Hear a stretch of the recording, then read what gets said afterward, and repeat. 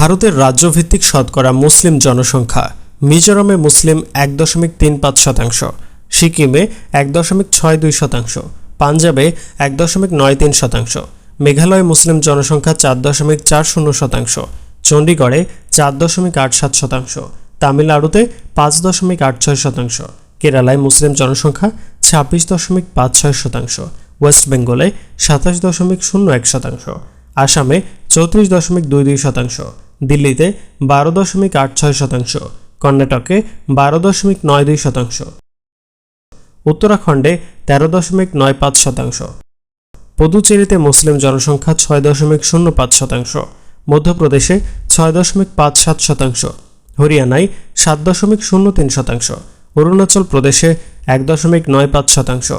ছত্তিশগড়ে ২.০২%, উড়িষ্যায় ২.১৭%,